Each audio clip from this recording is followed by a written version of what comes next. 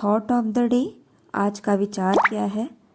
आज का विचार है, सब्र एक ऐसी सवारी है जो अपने सवार को कभी गिरने नहीं देती, ना किसी के कदमों में और ना किसी के नज़रों में। इसीलिए सब्र कीजिए, अपने समय का इंतज़ार कीजिए और आपका समय भी ज़रूर आएगा। इस विश्वास के साथ दृढ़ता से अपने लक्ष्य को पाने के लिए आगे बढ़िए। गुड मॉर्निंग एस्पिरेंट, स्वागत है आपका फोकस इन एजुकेशन में। मैं एजुकेटर आप सबके लिए इंपॉर्टेंट फैक्ट्स लेकर आई हूँ जो कि आपके कम्पिटिटिव एग्जाम में हेल्प करेगा। क्या कुछ है खास, चलिए नज़र डालते हैं। दिन की शुरुआत इसी प्यारे से थॉट के साथ करते हैं। आज 15 जनवरी 2021 है। समझ रहे हैं इस डेट का मतलब? यानी जनवरी का जो मंथ है, यानी नया साल का जो मंथ है, उसका आधा हाफ चला गया दिन। ठीक है, तो चलिए हम लेकिन नए जोश के साथ इसकी शुरुआत करते हैं हर दिन, और एक छोटा सा टारगेट बनाते हैं और उस टारगेट को अचीव करते हैं। ठीक है, तो हमारा आज का टारगेट क्या है कि आज की जो भी न्यूज़ रही है, जो हमारे एग्ज़ाम के लिए इम्पोर्टेंट है, उसे हम पढ़ लेते हैं, जानते हैं। तो फर्स्ट पॉइंट क्या है? किसे सेंट्रल इंटेलिजेंसी एजेंसी का निर्देश नामित किया गया है? कहाँ का? अमेरिका का। यानी जो हमारे जियो बिडो अंकल है ना, कौन से नंबर के जियो बिडो अंकल बने हैं? तो आपको पता होना चाहिए 46 नंबर के जो प्रेसिडेंट हैं वो कौन है? जियो बिडो अंकल जी हैं। तो ये इन्होंने अमेरिका का सेंट्रल इंटेलिजेंसी एजेंसी का एक निर्देशक नियुक्त किया है। वो कौन है? William Burns. याद रखिएगा, विलियम बर्न्स। नेक्स्ट पॉइंट क्या याद रखना है कि अगर आपसे पूछे फर्स्ट फीमेल जो है वो कौन बनी है वाइस प्रेसिडेंट वहाँ की, तो कमला हैरिस जो है वो बनी है। दूसरा पॉइंट क्या याद रखना है आपको कि यहाँ के 45 नंबर की पीएम प्रेसिडेंट कौन है?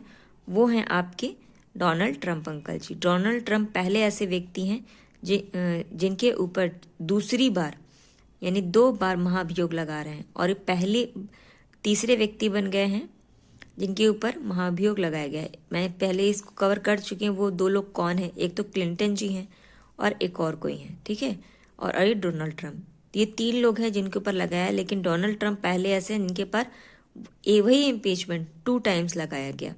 ठीक है, और क्या याद रखना है कि कमला हैरिस और जो बिडो अंकल है ना, जियो बिडो अंकल, उनको टाइम्स ने पर्सन ऑफ द ईयर के रूप में नामित किया था 2020 के लिए।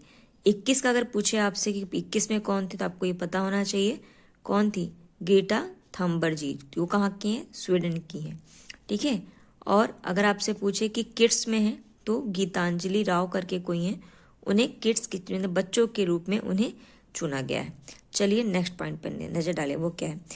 किसके नेतृत्व में global Ebola vaccine stock pills की स्थापना की जा रही है? तो किसके नेतृत्व में यानी किसके डायरेक्शन में किया जा रहा है? ये ICG यानी इंटरनेशनल कोऑर्डिनेटिंग ग्रुप के द्वारा ये किया जा रहा है। 1 लाइनर है, ये इतना इम्पोर्टेंट नहीं है, बट हाँ पता होना चाहिए कि ऐसा कुछ हमारी दुनिया में भी चल रहा है। और चलिए नेक्स्ट पॉइंट क्या है? नेक्स्ट पॉइंट है कि किस राज्य को केंद्र सरकार की नई साक्षरता योजना पढ़ना लिखना अभियान में शामिल किया जा रहा है? तो इम्पोर्टेंट है, केंद्र सरकार की कोई नीति है जिसको केरल गवर्नमेंट ने माना है, उसे अपना लिया है। वो कौन है? केरल है।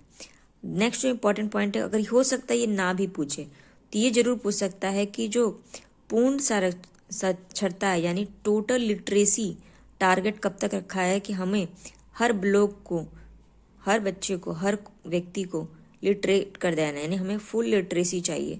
उसकी टारगेट क्या है? तो 2030 है। ठीक है, 2030 तक का टारगेट रखा गया है टोटल संरक्षण का। नेक्स्ट जो पॉइंट है वो क्या रखना है ना, पहली बार है कि केंद्र सरकार की साक्षर योजना में शामिल किया गया है किसे? केरल को। और क्या याद रखना है, एक अभी यहाँ पे एकेडमी भी खोली गई, इसलिए भी ये न्यूज़ में रहा। वो कौन सी एकेडमी है? वो है कलारी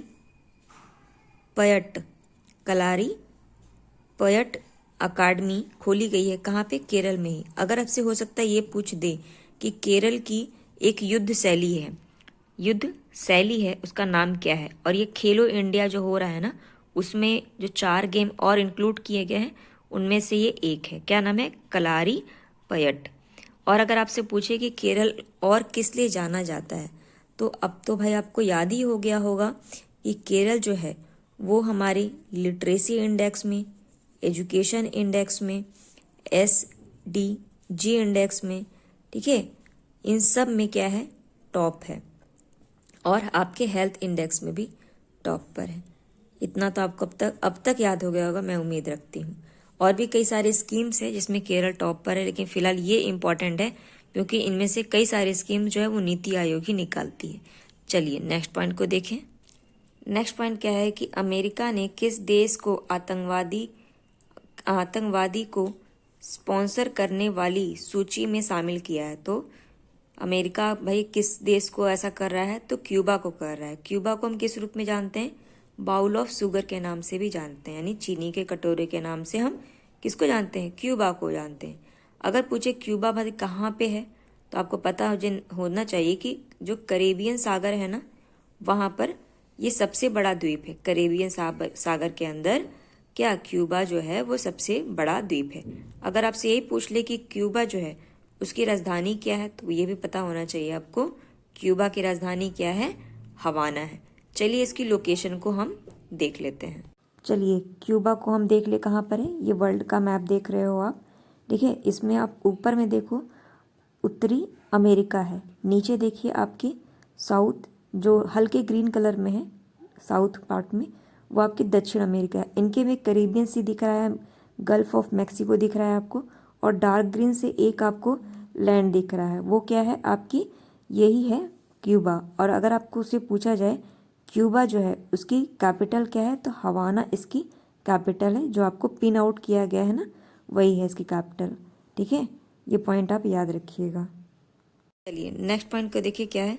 सरकार ने कहा है कि नई विदेश व्यापार नीति यानी न्यू फॉरेन ट्रेड पॉलिसी 1 अप्रैल 2021 से लागू की जाएगी। ये डेट भी याद रखिएगा, हो सकता है पूछे कि जो नई फॉरेन ट्रेड पॉलिसी है कब से लागू हो रही है, तो ये याद रखिएगा अप्रैल 2021 से लागू हो रही है। और यह नीति कितने वर्षों तक लागू रहेगी, यानी 2021 से कब तक लागू रहेगी? 2026 तक, यानी 5 साल के लिए ये लागू रहेगी। ठीक है, इतना बस इसमें याद रखिएगा।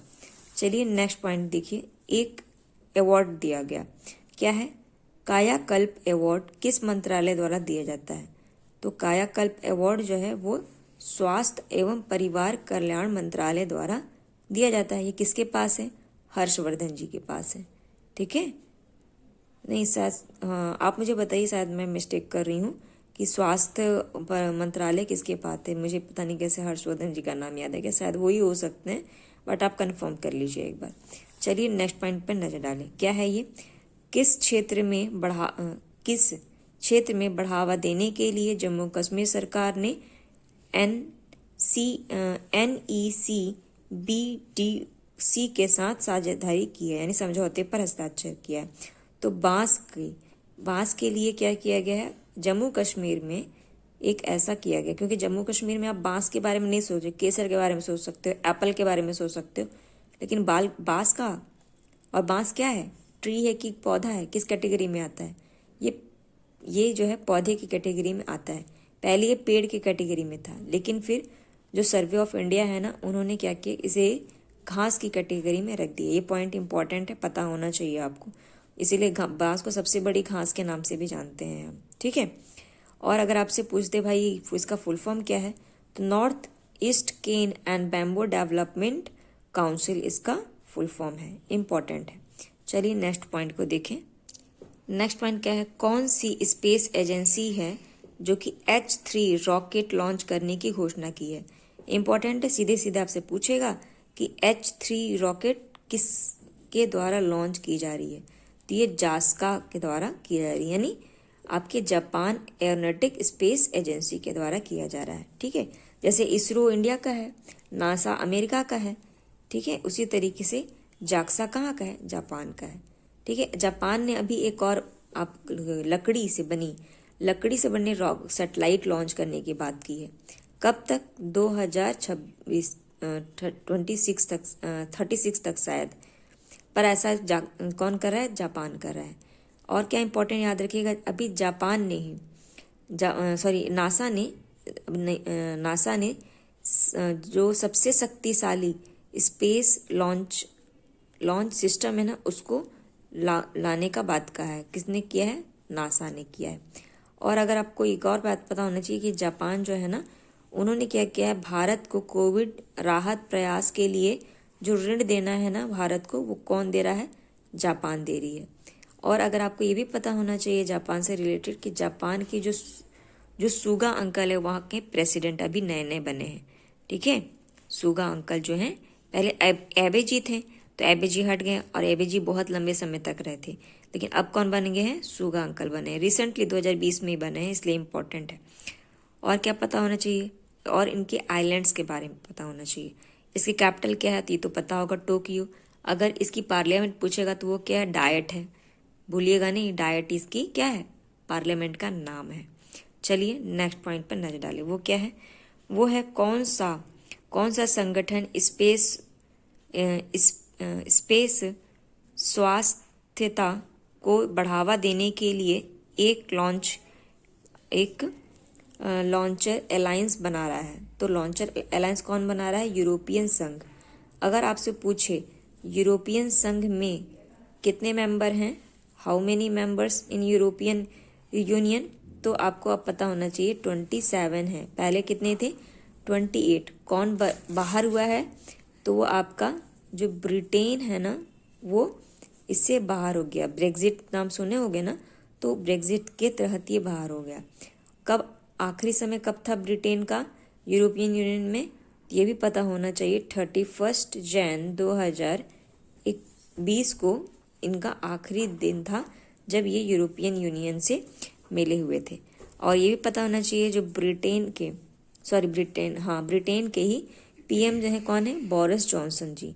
और ये कहाँ आ रहे थे? इंडिया आ रहे थे चीफ गेस्ट के रूप में, लेकिन अब यहाँ के नहीं आएंगे। कहाँ के आएंगे? सूरीमेन के आएंगे, सूरीनाम के आएंगे। और सूरीनाम कहाँ है?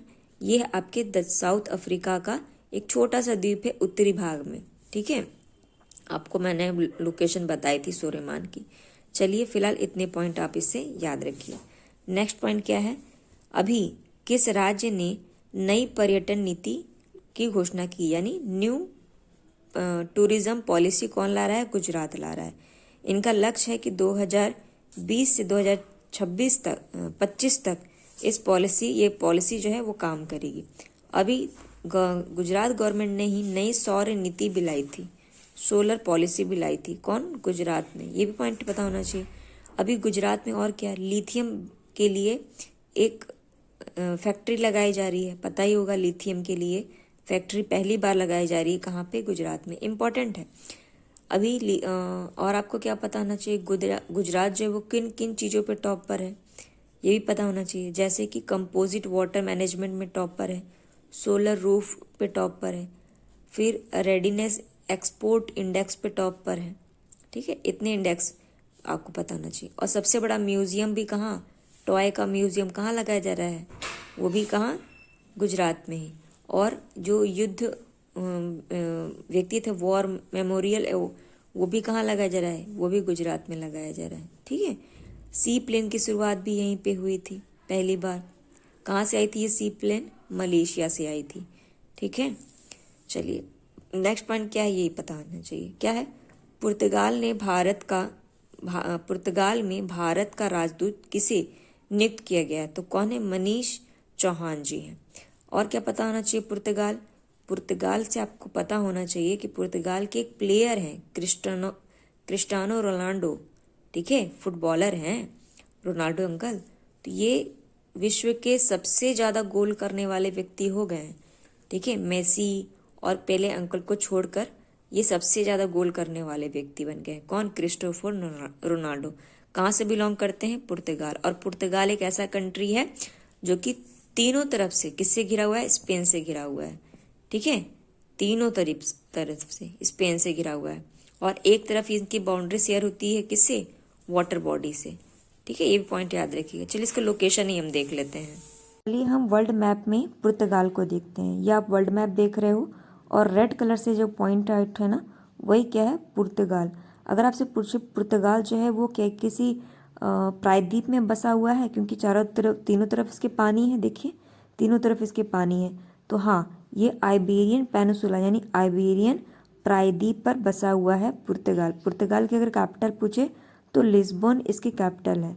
और जैसा कि मैंने आपको बताया था, पुर्तगाल देखिए स्पेन से चारों तरफ तीनों तरफ से घिरा हुआ है और एक तरफ इसकी बाउंड्री जो है वो अंटार्कटिक ओशन से लगती है। चलिए नेक्स्ट पॉइंट पर नजर डाले, वो क्या है, किस राज्य सरकार ने कृषि क्षेत्र को मुफ्त बिजली देने की योजना बनाई है? तो ये ऐसा कौन कर रहा है? आंध्र प्रदेश गवर्नमेंट कर रही है। ठीक है, आंध्र प्रदेश गवर्नमेंट क्या कर रही है? मुफ्त बिजली दे रही है। ठीक है, ये पॉइंट याद रखना चाहिए। नेक्स्ट पॉइंट देखिए क्या है, रेड रिबन क्विज प्रतियोगिता के पहले ग्रैंड फिनाले का उद्घाटन किसने किया है? तो अब ऐसा मत समझिएगा कि ग्रेड रिबन क्विज का है तो ये भाई निशांक जी हो सकते हैं, और या फिर खेल मंत्रालय किनके पास है? रिजू जी अंकल जी के पास है। तो ये ना समझिएगा, इसे किसने किया? हर्षवर्धन सिंह ने किया है। ठीक है, चलिए नेक्स्ट पॉइंट देखें क्या है। नेक्स्ट पॉइंट है, किस राज्य में चंद्रप्रभा और तालसारी समुद्र तट को विकसित करने का निर्णय लिया? इंपॉर्टेंट है, सीधे सीधे पूछेगा आपसे, चंद्रभागा और तालसारी समुद्री तट किस राज्य से जुड़ा हुआ है? तो ये आपको पता होना चाहिए, ये उड़ीसा से जुड़ा हुआ है। और उड़ीसा जो है ना, उड़ीसा के पास ही बिंदु सागर भी है। तो ये पॉइंट पता होना चाहिए। ये तीन नाम आपको एकदम रट जाने चाहिए, चंद्रभागा, तालसारी समुद्र तट और बिंदु सागर। ये कहाँ पे पाए जाते हैं? तो ये मतलब किस जगह से, मतलब किस तट से लोकेटेड है? तो उड़ीसा से लोकेटेड है। उड़ीसा में ही अभी सिमलीपाल राष्ट्रीय उद्यान, क्यों ये न्यूज़ में रहा? क्योंकि इसको क्लीन करना है, साफ करना है। और बिंदु सागर जो है वो भी सफाई के लिए ही इम्पोर्टेंट है। नेक्स्ट जो है, यहाँ पे गरिमा योजना की थी, शुरुआत की गई थी। गरिमा योजना किस लिए है? तो ये स्वच्छता कर्मचारी जो होते हैं ना, जो ब्लैटरिंग ये सब साफ करते हैं, मैनहोल साफ करते हैं, उनके लिए उनको सम्मान देने के लिए गरिमा योजना की स्टैब्लिशमेंट की गई थी। और आपको ये भी पता होना चाहिए कि उड़ीसा में ही अभी हाल में ही फायर पार्क की भी स्थापना की गई।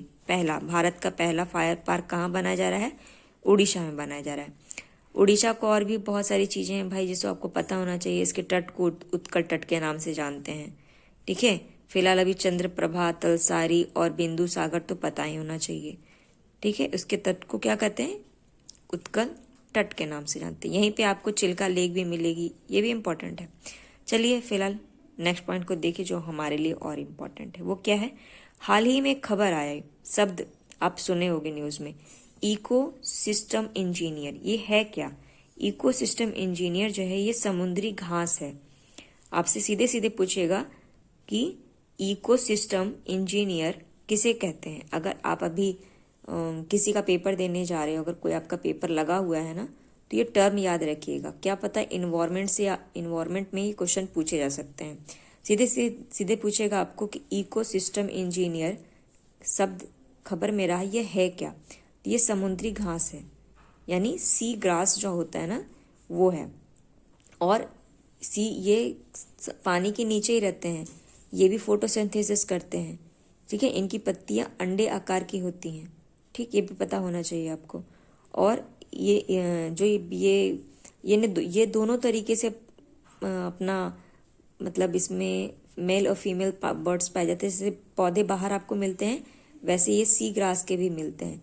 इनका भी जो पॉलीग्रेन होता है यानी परागण, इनका भी होता है। ठीक है, तो इनका जो परागण होता है उसको किस नाम से जानते हैं? तो पनडुब्बी परागण के नाम से जानते हैं, यानी सबमेरीन पॉलिनेशन के नाम से जानते हैं। यानी परागण का यानी पॉलीग्रेन का स्थानांतरण, यानी एक जगह से दूसरी जगह जाना। ठीक है, और क्या? समुद्र घास को ही यानी सी ग्रासेस को ही हम लंग्स ऑफ सी कहते हैं। ठीक है, जैसे कोरल रीफ मत मार के आइए, कोरल रीफ अलग है।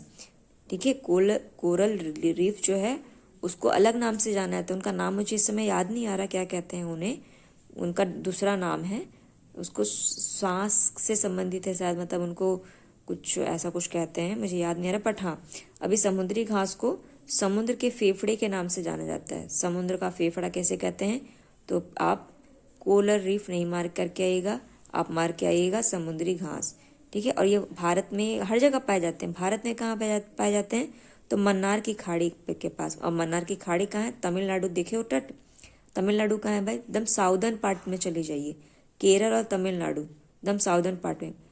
और वहीं पे आपको पाक जल डमरू भी मिलेगा। पाकिस्तान मत चले जाइएगा पाक नाम सुन के, ठीक है। इसका स्पेलिंग क्या है, PALK है, तो हिंदी में इसको पाक पढ़ते हैं। पाक जल डमरू कौन किन में है, तो भारत का द्वीप नहीं, मतलब भारत का पड़ोसी है द्वीप, कौन, श्रीलंका। भारत की श्रीलंका, मतलब जो श्रीलंका है और भारत जो है, उनके बीच में जो स्ट्रेट है जो कि उनको जोड़ रहा है, वो क्या है, पाक जल डमरू है। और वहीं पे क्या है, मन्नार की खाड़ी, और वहीं पे ये घास पाई जाती है। ये न्यूज़ में रही क्योंकि खतरा हो रहा है इनको, क्योंकि पॉल्यूशन बढ़ रहा है, टेम्परेचर इंक्रीज हो रहा है वाटर का, और जितनी भी इंजीनियरिंग चीज़ें हो रही हैं, तो उनकी वजह से इनका नाम न्यूज़ में रहा। तो ये नाम याद रखिएगा, इको सिस्टम इंजीनियर क्या होता है, लंग्स ऑफ सी किसको कहते हैं, ठीक है। और इनका पॉलिनेशन कैसे होता है और ये कहाँ पाए जाते हैं। चलिए नेक्स्ट पॉइंट को देखते हैं। वो है, लोकसभा के अध्यक्ष ने छात्रों और युवाओं में संविधान की जागरूकता किस अभियान को शुरुआत करने की घोषणा की है। तो एक भाई अभियान शुरुआत किया गया, उसका नाम क्या है, नो योर कॉन्स्टिट्यूशन, यानी अपने संविधान को जानिए। कौन इसको लॉन्च किया है, तो आपको पता होना चाहिए। लोकसभा के अध्यक्ष वह कौन है, ओम बिरला अंकल जी हैं। बिरला सीमेंट मत मार करके आइएगा, ठीक है। ओम बिरला अंकल है, क्या है, लोकसभा के हेड हैं, ठीक है। इनका चुनाव कैसे होता है, क्या इनको वोटिंग करते हैं क्या, ना, इनकी वोटिंग नहीं होती है। इनको जो है हम अपने सेल्फ अंडरस्टैंड से इन्हें चुन लिया जाता है। सब एग्री होते हैं और इनको चुन लेते हैं, ठीक है। इन्होंने ही किया है क्या, आपके नो योर कॉन्स्टिट्यूशन। और ये है क्या, ये छात्रों में जागरूकता लाना है कि हम अपने संविधान को जाने, ठीक है। अगर आपसे पूछे, अभी मैंने संविधान पढ़ाया हुआ है, प्रियम्बल में सारी चीज़ें बताई हैं मैंने। जो आप नहीं देखे हो तो प्लीज़ जाके लिस्ट में जाके देख लीजिए। अगर आपसे पूछ ही ले, मैं थोड़ा बता देती हूँ, अगर आपसे पूछ ले कि आपका जो कॉन्स्टिट्यूशन है वो कब लागू किया गया, ठीक है, पूर्ण तरीके से नहीं, ठीक है। अगर आपसे बोले कब सिग्नेचर का अंगीकृत किया गया, उसमें लिखा हुआ है वर्ड अंगीकृत, तो आपको याद, नवंबर में ये बन के तैयार हो गया था। तो नवंबर 1949 में इसको अंगीकृत कर लिया गया। अगर पूछे इम्प्लीमेंट कब किया गया, ये लागू कब किया गया, तब 26 जनवरी 1950 मार करके आइएगा। दोनों शब्द अलग हैं, अलग अलग शब्दों से खेल जाता है एग्जामिनर। अंगीकृत याद रखिएगा, ठीक है। अंगीकृत कब किया गया और इम्प्लीकेशन कब किया गया, दोनों अलग चीजें हैं, ठीक है। चलिए फिलहाल नेक्स्ट पॉइंट पे देखें, क्या है, इसरो। नाम आ गया भाई इसरो का, इंपॉर्टेंट है, हमें प्राउड होना चाहिए अपने इसरो पे। इसरो ने कितने अटल टिंकरिंग लैब बनाने की घोषणा की है, तो 100 यानी 100 टिंकरिंग लैब बनाई जा रही है। अब इसरो की स्थापना कब हुई है, अगर हो सकता है ये पूछ ले, तो 1969 में इसकी इस्टेब्लिशमेंट हुई है। अब इसके हेड कौन है, यही पूछ लिए तो क्या करोगे, तो के सीवान अंकल है। मत भूलिएगा भैया, के सीवान अंकल है। वैसे भी मत भूलिएगा, आपको अगर न्यूज़ देख रहे होगे तो वो फिगर तो याद ही होगा, जब चंद्रयान 2 लॉन्च किया गया था और असफल हो गया था, और पीएम के सामने के सीवान अंकल जी इमोशनल हो गए थे, मतलब रोज दिए थे थोड़ा सा, बहुत मेहनत किया था यार, नहीं होना चाहिए था बट हो गया। चलिए, के सीवान अंकल जी को एक प्राइज भी मिला है। कौन सी प्राइज है, तो नाम याद रखिएगा, वान करमन पुरस्कार। वान करमन पुरस्कार किसे मिला, के सीवान अंकल जी को मिला है, ठीक है। चलिए नेक्स्ट पॉइंट देखें, क्या है ये, क्या है, अयोध्या नाम आ गया। अयोध्या कहाँ है, सरयू नदी के किनारे बसा हुआ है। गोमती नदी के किनारे कौन बसा हुआ है, लखनऊ। सरयू नदी के किनारे कौन है, अयोध्या। तो अयोध्या को अंतर्राष्ट्रीय आध्यात्मिक डेस्टिनेशन बनाया जा रहा है। यही पूछते भैया कहाँ बनाया जा रहा है, तो अयोध्या को। ठीक है, सारनाथ मत मार करके आइएगा, क्या मारिएगा, अयोध्या। कौन, क्यों भैया, क्योंकि राम नगरी है इसीलिए। ठीक है, यहाँ पे राम जी की मूर्ति बनाई जा रही है, तो पता ही होगा आपको। तो इसी के लिए के रूप में विकसित करने के लिए अयोध्या नगर निगम ने किस के साथ हस्ताक्षर किया है, तो ये IIM इंदौर के साथ किया है। अब इंदौर को ही क्यों चुना गया, इसलिए कि इंदौर एक ऐसा राज्य, एक ऐसा जिला है मध्य प्रदेश का जो कि चौथी बार यानी 4 टाइम कंटिन्यूअसली जो स्वच्छता भारत है उसमें टॉप किया है। पहली बार कौन किया था, मैसूर किया था फर्स्ट टाइम जब हुआ था, लेकिन उसके बाद कंटिन्यू यानी अपने परफॉर्मेंस को बनाए रखना बहुत बड़ी बात होती है। तो 4 बार स्वच्छता में टॉप किया है। इसीलिए योगी जी ने सोचा कि भाई इन्हीं को दे दिया जाए। क्या प्लानिंग करते हो अपने देश को कैसे, अपना राज्य को, अपने नगर निगम को कैसे इतना स्वच्छ रखते हो, तो ये किया जाएगा, इसीलिए इन्हीं को दिया गया। चलिए फिलहाल ये कुछ थे इंपॉर्टेंट पॉइंट। आई होप ये वीडियो पसंद आया होगा। इसे लाइक कीजिए, कमेंट कीजिए, शेयर कीजिए। Thank you aspirant.